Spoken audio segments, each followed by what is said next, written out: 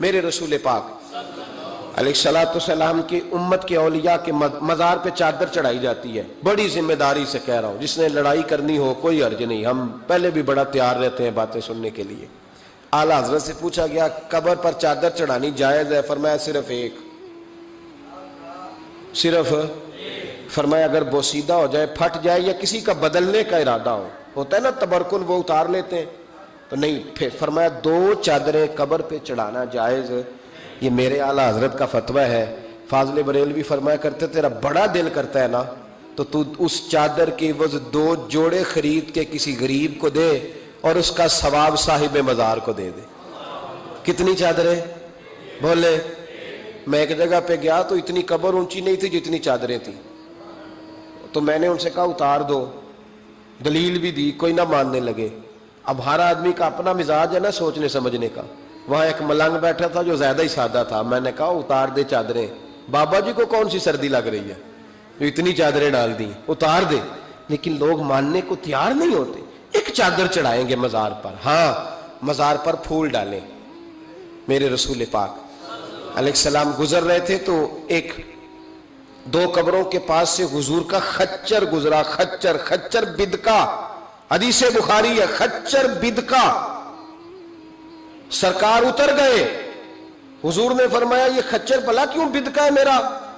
ان 2 قبروں پہ عذاب ہو رہا ہے. قبروں کے اندر عذاب ہو رہا تھا. جس خچر پر حضور بیٹھ جائے اسے بھی اللہ غیب کی نظر عطا فرما دیتا ہے, اسے بھی سمجھ آ گئی کہ اندر عذاب ہو گئے. خچر پر حضور بیٹھے. حضور صلی اللہ علیہ وسلم نے فرمایا 2 پر عذاب ہو رہا ہے, اور وجہ کیا ہے؟ ایک بندہ پیشاب کے چیٹوں سے نہیں بچتا تھا, دوسرا غیبت کرتا تھا, لہذا عذاب ہو رہا ہے. بچنا چاہیے نا ان دونوں چیزوں سے. میرے حبیب پاک نے فرمایا 2 ٹہنیاں توڑ کے لاؤ. 2 ٹہنیاں لائی گئی, حضور نے قبر پہ ڈال دی. فرمایا جب تک یہ خشک نہیں ہوں گی قبروں کے عذاب میں تخفیف رہے گی. قبر پہ پھول ڈالے, پھول جب تک تر و تازہ رہیں گے عذاب میں تخفیف رہے گی. بات کی سمجھ آ گئی؟ اب تو لوگ کہتے ہیں دلیل دو جی, قبر پہ بیٹھ کے قرآن پڑھنا جائز ہے. لو دلیل سن لیں, مشکات کی حدیث ہے. میں نے کہا تھا جلدی جلدی میں آپ کو ساری باتیں سے, مضمون یہ بڑا طویل ہے, ہر پہلو پر بات کھول کے کی نہیں جا سکتی. قبر پر کھڑے ہو کے قرآن پڑھنا یا تلاوت کرنا یا اصال ثواب. سنو, مشکات میں حدیث ہے, کتاب الایمان میں رسول پاک پڑھیے درود شریف صلی اللہ تعالی علیہ وسلم. حضور صلی اللہ علیہ وسلم نے حضرت سعد بن معاذ کا جنازہ پڑھایا, پھر حضور قبر پہ کھڑے ہو گئے اور نبی پاک تسبیح پڑھنے لگے, سبحان اللہ والحمد للہ ولا الہ الا اللہ واللہ اکبر. پھر حضور نے پڑھا سبحان اللہ والحمد للہ ولا الہ الا اللہ واللہ اکبر. حضرت انس بن مالک کہتے ہیں حضور کے چہرے کا اچانک رنگ بدلا, آنکھوں میں آنسو آئے. حضور نے زور سے پڑھنا شروع کر دیا سبحان اللہ والحمد للہ ولا الہ الا اللہ واللہ اکبر. کہتے ہیں حضور نے زور سے پڑھا, آہستہ آہستہ محبوب کے چہرے پہ خوشی آنے لگ گئی. جب حضور فارغ ہو گئے, دعا مانگی, نکلنے لگے تو عرض کی یا رسول اللہ یہ کیا تھا؟ حضور فرمانے لگے تمہارے بھائی کی قبر تنگ ہو گئی, میں نے تسبیح پڑھی ہے تو اللہ نے اس کی قبر کو کشادہ کر دیا ہے. اللہ نے اس کی قبر کو, تو پھر اس کا مطلب ہے قبروں پہ کھڑے ہو کے تلاوت کرنا, عبادت کرنا, ان کے لیے کوئی تسبیحات پڑھنا, یہ نبی پاک کی سنت ہے صلی اللہ تعالی. یہ مسئلہ بھی سمجھ میں آ گیا. اب آگے چلتے ہیں. کہتے ہیں جی ختم, پھر آخر میں ختم شریف ہی رہ جاتا ہے کہ وہ ختم شریف نہ پڑھیں. اگر آپ مجھ سے میرا چھوٹا سا تجربہ پوچھیں نا, تجربے کی بات یہ ہے کہ اب ختم نہ دلانا فیشن ہے. اب یہ فیشن ہے کیونکہ اب لوگ کام وہ کرنا چاہتے ہیں جو باپ دادا نے نہ کیا ہو, تھوڑا سا انوکھا کام, ذرا سٹائل ذرا ہٹ کے. کیونکہ ختم دلانا بزرگوں کا طریقہ چلا آ رہا ہے, کہتے ہیں ختم دلاتے ہیں. بڑی معذرت کے ساتھ کچھ باتیں مجبوری ہوتی ہیں, وہ ہماری مجبوری ہوتی ہے. ہم پر سوالات کیے جاتے ہیں تو ہمیں پھر اپنی جماعت کی ترجمانی کرنی پڑتی ہے, اور بعض جگہ پہ دل نہیں کرتا بات کرنے, طبیعت نہیں چاہتی, بلکہ یوں سمجھ لیں کچھ لوگوں کو ہم اس قابل نہیں سمجھتے ان پر بات کی جائے. لیکن پھر بھی بات جب سوال اٹھتا ہے تو بات کرنی. میں نے بڑا عرصہ پہلے کہا تھا کہ عیسائی ہو نا, غریب ماڑا, تو لوگ پوچھ لیتے ہیں اس کے ساتھ کھانا کھانا جائز ہے, پوچھ لیتے ہیں نا. اگر ٹرمپ آ جائے تو جی وہ بھی صحیح ہے کہ نہیں؟ بولے یہ جو آپ کے وہ آتے ہیں وزیر خارجہ وہاں سے، یا ان کا کوئی رکن پارلیمنٹ آتا ہے، تو آپ کے وزیر اعظم وزیر خارجہ ان کے اعزاز میں ظہرانہ دیتے ہیں نا، تو ٹیبل پہ کھانا لگا ہوتا ہے، ادھر ہمارا بیٹھا ہوتا ہے، ادھر ان کا بیٹھا ہوتا ہے، جائز ہے؟ پوچھا کسی نے مسئلہ؟ کیوں؟ وہ تگڑا ہے اس لیے؟ پاکستان کا عیسائی ہو تو فتویٰ اور ہے، اور امریکہ کا ہو تو فتویٰ، بولے صحیح کہہ رہا ہوں؟ امریکہ والے عیسائی ہیں کہ نہیں؟ سارے عیسائی ہیں۔ تو ٹرمپ آ کے بیٹھ جائے سعودی عرب کے بادشاہ کے سامنے، چلو کھلی بات کر لیتے، اس کے ساتھ کھانا پینا جائز ہو جاتا ہے۔ اور اگر عیسائی ماڑا ہو، پاکستان کا ہو، مزدوری کرتا ہو، پھر سارے لوگ پوچھتے ہیں نا مسئلہ کہ حضرت صاحب عیسائی سے کھانا جائز ہے، تو میں نے کہا بھائی ٹرمپ کے ساتھ بھی کھانا ناجائز ہے۔ ناجائز ہے کیونکہ اسے پاکی پلیتی کا نہیں پتا۔ جن چیزوں کو آپ ناپاکی سمجھتے ہیں ان کو خبر ہی نہیں کیا کرنا ہے۔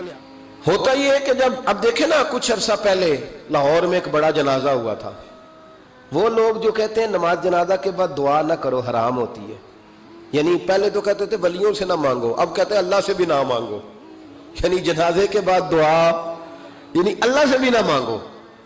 تو پہلے عام آدمی کے لیے فتویٰ اور تھا، لیکن اگر سابقہ وزیر اعظم کی بیوی کا جنازہ ہو تو پھر فتویٰ پھر کیسے جائز ہو گئی؟ اب دعا جائز ہے؟ یہ ظلم ہے، یہ امت کے ساتھ یہ زیادتی ہے۔ ابو داؤد کی حدیث ہے، رسول پاک علیہ السلام نے فرمایا جب تم جنازہ پڑھ لو تو فخلصوا لہ الدعاء، پھر مرنے والے کے لیے مخلص ہو کے دعا مانگو۔ مانگنی چاہیے نا۔ لوگ افتراق پیدا کرتے ہیں، فرق نہ، یہ درست نہیں ہے۔ امت کے اندر یہ آپ نے بات یاد رکھنی ہے، ہمیشہ سے اولیاء کے آراس کا سلسلہ ہے، عرس منائے جاتے ہیں، ان پر ختمات شریف ہوتے ہیں۔ اب ختم شریف کے حوالے سے سن لیں، رسول کریم علیہ السلام نے ہمیں ایک دعا بتائی ہے کھانا کھانا، کہتے ہیں آگے کھانا رکھ کے قرآن شریف نہیں پڑھنا چاہیے، کھانا کا آگے رکھ کے آپ بسم اللہ شریف پڑھتے ہیں؟ پڑھے ذرا، پڑھتے ہیں نا ماشاءاللہ؟ یہ قرآن پاک ہے کہ نہیں؟ تو روٹی جائز ہوئی کہ ناجائز ہو گئی؟ برکت والی ہو گئی۔ بلکہ حضور نے فرمایا جو بسم اللہ نہ پڑھے اس کے ساتھ تو شیطان شریک ہو جاتا ہے۔ تو ہم تو بھائی ہر روٹی ختم پڑھ کے کھاتے ہیں، ایک آئے تو ہم ہر کھانے سے پہلے پڑھتے ہیں، تو آپ اس بات سے منع کر رہے ہیں، کہتے چلے جی آپ پڑھ لیں، آیتیں پڑھ لیں، پھر دعا نہ مانگے۔ لو سن لو، سامنے کھانا رکھ کے دعا، کس بات میں الجھ گئے یار؟ امت کو بڑی بات بتاؤ، دنیا بڑی آگے چلی گئی، انہیں آگے لے کے جاؤ، تم کیا کر رہے ہو؟ کہنے لگا جی دعا نہ مانگے، توجہ کرنا میری بات پہ، کھانا آگے رکھ کے نہ مانگے۔ تو میں نے کہا تو سائیڈ پہ رکھ کے مانگ لیا کر، کھانا دور رکھ لیا، دعا یہاں مانگ لی، ہمیں کوئی اعتراض لیکن مانگا کر، دعا مانگا کر۔ اب حدیث مسلم سن لیں، صحیح مسلم کی حدیث ہے، رسول کریم علیہ السلام کے صحابہ تبوک سے واپس آ رہے تھے، اور وہ سینکڑوں میں نہیں ہزاروں میں تھے، کھانا ختم ہو گیا، پانی بھی ختم ہو گیا، صحابہ کرام نے مشورہ کیا اب اس طرح کرتے ہیں، ایک ایک اونٹ ذبح کرتے ہیں، ذبح کر کے اونٹ پکانا شروع کرتے ہیں۔ ختم شریف کی بات عرض کر رہا ہوں کیونکہ اب ختم ہو گیا، سارے جمع ہو کے حضرت عمر کے پاس گئے، کہنے لگے حضور اس طرح کریں، ہم ایک ایک اونٹ اب ذبح کریں گے اور اسے کھائیں گے۔ حضرت عمر فرمانے لگے اونٹ ذبح کر لو گے تو سواری کس پہ کرو گے؟ کہ حضور پھر کیا کریں؟ فرمایا جتنا جتنا کھانا تمہارے پاس ہے نا میرے پاس لاؤ۔ کسی کے پاس اتنی سی کھجوریں تھیں، کسی کے پاس آدھا کلو سرکہ تھا، کسی کے پاس چند بچے ہوئے ٹکڑے تھے، سارا کچھ حضرت عمر کے پاس لائے۔ جناب عمر نے اپنی چادر میں، اپنے صافے میں سارا کچھ باندھا، سیدھے دروازہ رسول پہ پہنچ گئے۔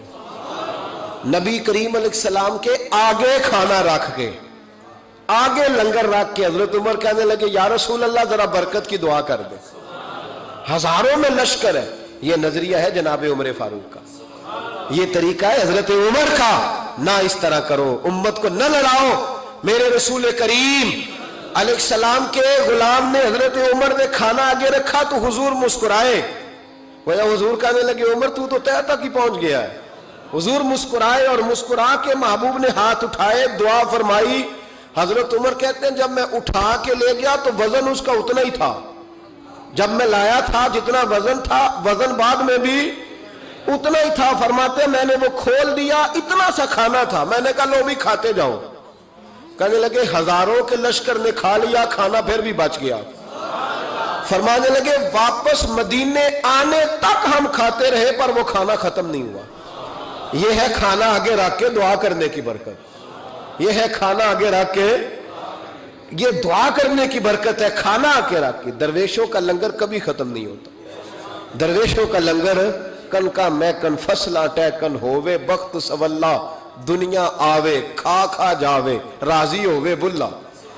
درویشوں کا کبھی لنگر ختم تو جاری رہتا ہے. ان کے آستانوں پہ ہمیشہ لنگر ختم. شریف پڑھنا.